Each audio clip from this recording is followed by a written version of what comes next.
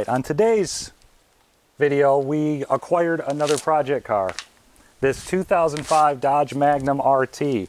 This is the first RT that we had that had proper paperwork so we could actually do something with it. The other two cars are another, well, a 2007, a much more desirable year RT that we can't do nothing with, and a 2007 SXT V6 car that I can do something with, but it's a V6 car and nobody wants to touch it. So why did we pick this up? We picked this up yesterday for a very low sum. It was such a price that we could not buy it. So we got this thing for a really good deal, and it was only around the corner. It was actually only 2 streets away, so it was an impossible deal not to pass up. Of course, as it being a first generation, well, a third generation, first generation Hemi, it doesn't run. They never run. They have valve issues, let's say that. So why do we have this car? Well, we're still trying to go the hot rod tour, and we had to have plan B, even though plan B had to happen a lot sooner than most people's plans B, because the Comet is officially canceled. Yes, we're not going to be able to finish in time. I just cannot figure out how to build the body on it, and all it really is going to be is a cruiser in the time frame that we were doing. So yeah, Comet's a no-go. This has a better chance, and it'd be more comfortable. It's just, obviously it might need a motor, or maybe just head gaskets. I was told it ran until it overheated, which is it's not what you want to hear with Gen 3 Hemis, that's for sure. So why did we pick the Magnum? Well, me and Pops both believe that this is a very underrated car. It did not get the respect it deserved. This is a 3-year car? Might be 4-year, but I think the 4th year they're super rare. So this being a 2005, it's the first generation of this platform, actually, the Chrysler LX platform. You know, this shares the same undercarriage as a 300C. And, well, Magnum. When they first came out, that was all that was available, was the 300Cs and Magnums. Then eventually they went to the Charger, and then eventually they released the Challenger. And in the underpinnings, they're the same all the way up until the Hellcats came out. I mean, you could still go to the dealership, buy a brand new LX platform, and bolt the parts right onto these cars. And that's quite the range of availability of parts.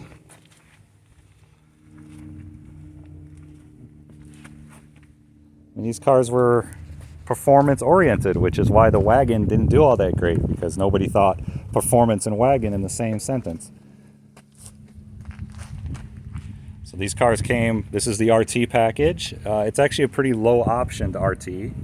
I think it just all has nothing but the standard options.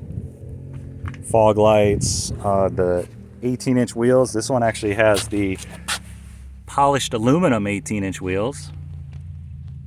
And they're in really good shape. It's actually probably the best part of this car.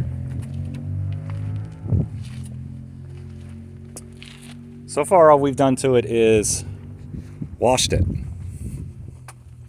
It came with the hood shocks. Well, it came with the lift supports for the tailgate and for the hood, and we already put those on.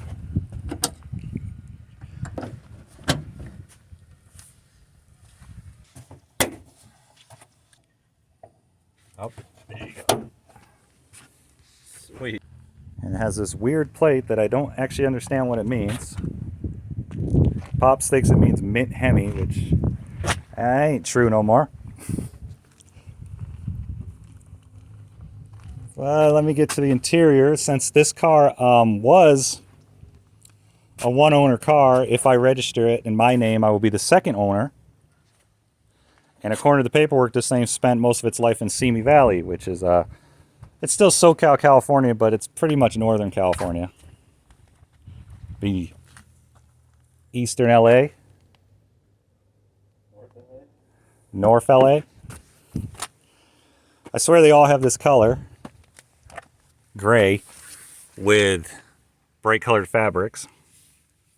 And of course, what you want to see when you buy a new vehicle is the coils and spark plugs laying on the ground, and a pack of Marlboro Reds. So great.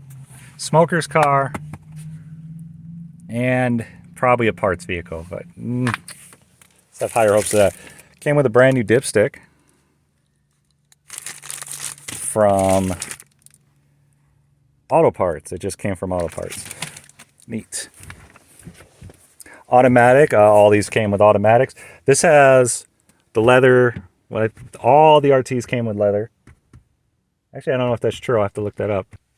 Heated seats, dual climate control, the performance-oriented steering wheel buttons. Like this actually has a 0 to 60 timer and all kinds of other gauges of performance. If I ever get a battery back in this thing, I'll show you.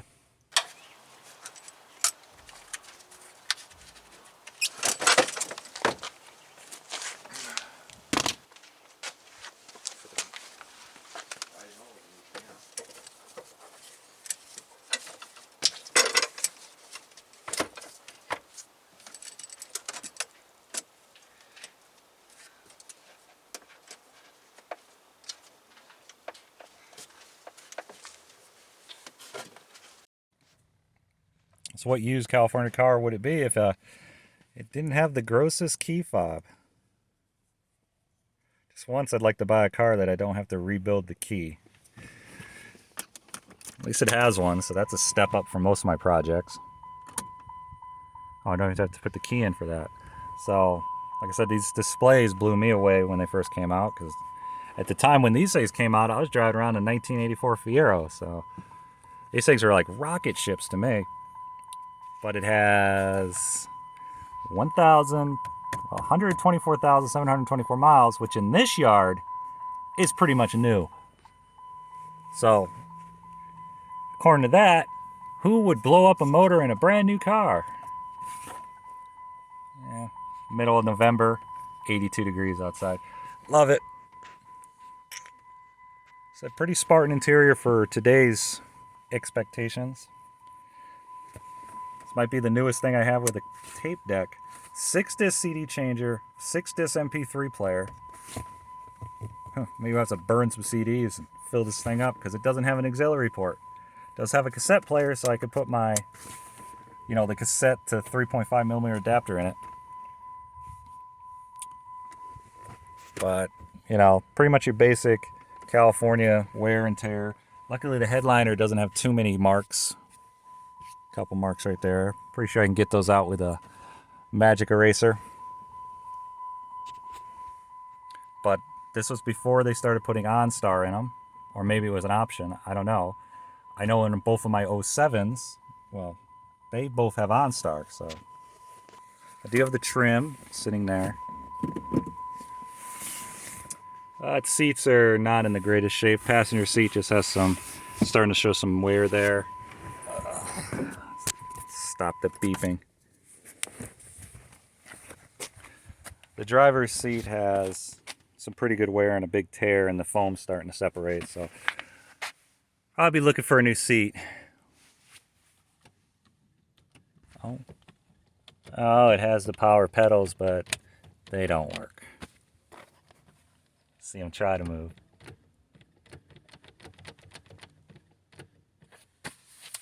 Dang. Let's see, do the windows work? It's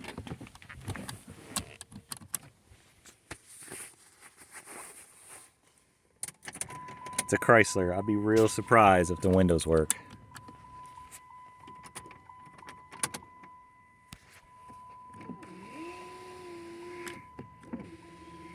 I'm not going to roll them down too far in case I can't, so driver's side works.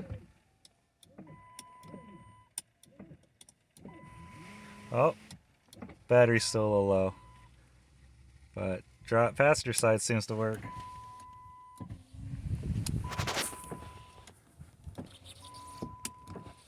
Well, that one works. And no. So 3 out of 4. Oh, I think the battery actually died. Yeah. So unfortunately, the tags are from 2018. If you know anything about California, you know that's a bad problem. So when I looked up the registration on this car, it is $988 to register it. Because it did have a title. Because I refuse to buy a car without a title anymore. I'll end up with situations like this and that and that. We have an engine for this thing. It's not an engine stand. It's a spare block that I had out of a Jeep that I bought that had the valve seats and a bad piston. We honed it out and put a new piston in it using parts from the Hemi out of that car that had a blown connecting rod and a hole in the side of the block. So what counts is this whole marketing campaign of these was the Hemi. So let's see what that is. I have gone under the hood. I know what it looks like, and it ain't great. This being a first generation, it has the 5.7 non-Eagle, non-VVTi. I would have washed under here, but as you've seen from the spark plugs laying on the ground, that would have been a bad thing.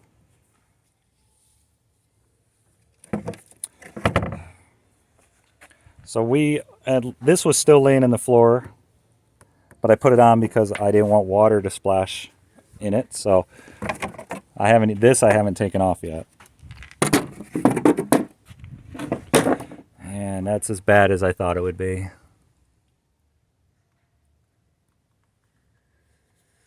Luckily, this is a car-based Hemi, so it has the aluminum valve covers. The trucks had plastic. This being a first generation, it had the waste spark system where it would dump the spark over to the other side to have a more efficient burn. I think this was the last year for that. And then they went to just a single coil per, and these have 16 plugs. And looks like somebody pulled just 8 of them. I'm sure they did a compression test on it, which is not great.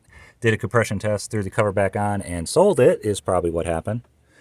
This is also, I think, the last year for external EGR. But it doesn't look like it's eaten. It doesn't look like it's eaten up by rats or rodents. He told me the dipstick was broke off in it, which it is. So not being able to check the oil of a vehicle is not a good selling point. But we're just assuming this motor is junk. I'm hoping there's not a hole in the side, so maybe we can at least use the lower end. But the coolant looks bad. It probably overheated because this cap is just disintegrated. Yeah. Basic maintenance would have kept this motor probably going. But it's not too greasy. It said it only has 124,000 on it.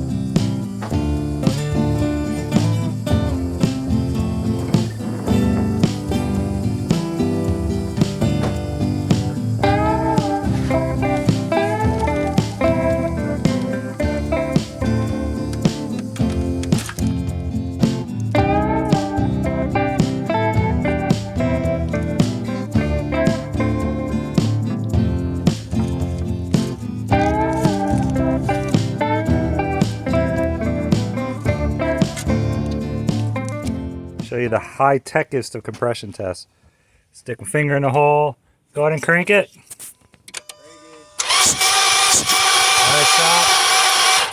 All right, that one obviously has compression. Now we do this one. Go ahead. Awesome. Go ahead. stop. All right, go ahead. All right, stop. Go ahead. All right, stop. All right, go ahead. All right, stop. Go ahead. All right, stop. Go ahead. All right, so that is officially 2 dead cylinders on the same bank. That one and that one. It's not the same bank. I said that wrong. 2 adjacent cylinders on opposite banks. Which probably means there's not a piston in both of them. Do we put the spark plugs in and see if it runs? Alright, so we're going to put the spark plugs back in. We know that that cylinder's dead and that cylinder's dead. But now we're just going to test the transmission.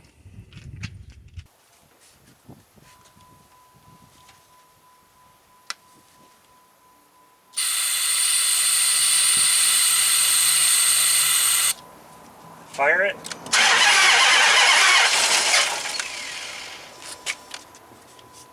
Fire it.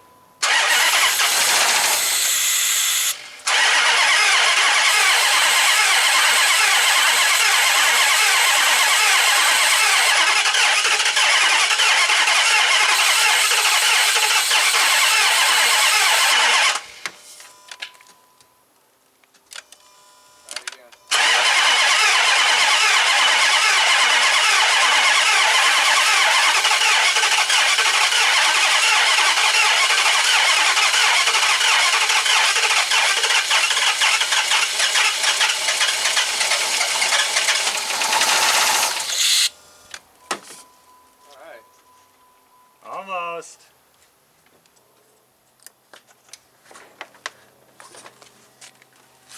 Fire. Crank it.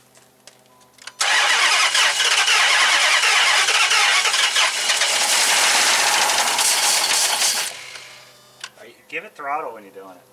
I did. It didn't do anything. Go. Go.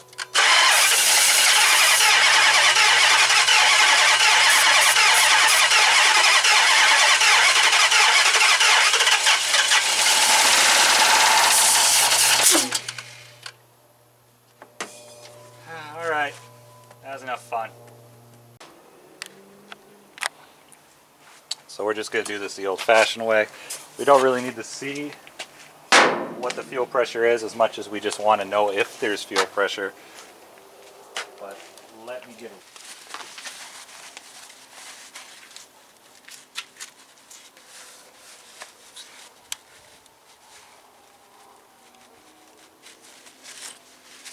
I'm going to go with there is nothing sprayed out. And it smells terrible, so nothing's going to come out. It doesn't matter how long I turn it on, it's going to run the cycle. Uh-huh. Nothing came out. Well, I guess we could solve that problem right now because eventually we'll need fuel pressure.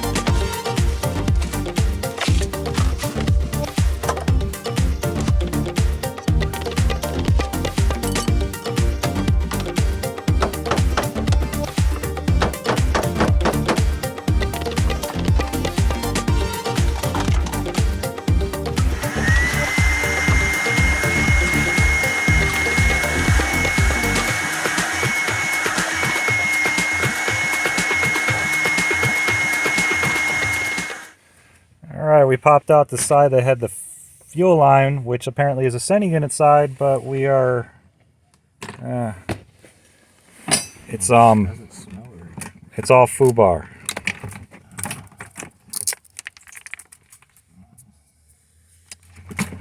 So this side is the jet pump, as they would call it, because that's what they use on these saddle style tanks. And years of California gas has definitely done its damage. So yeah, let's check the other side. Oh yeah, that's why the sending unit isn't reading accurate, because there's no insulation left on the wires. Doesn't even smell that bad. It don't smell great, but it don't smell bad. So that's junk. Let's do the other side.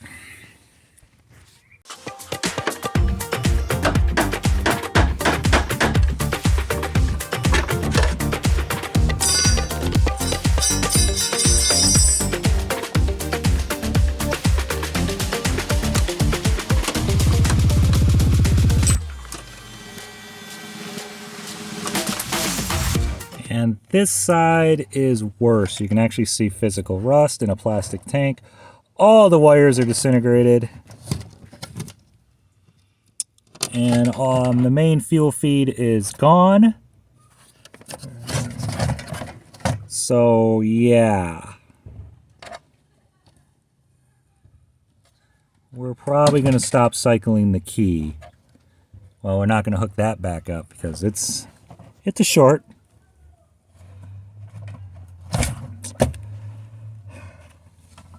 Guess I need to see how much one of these setups cost. And man, does it not look fun to change.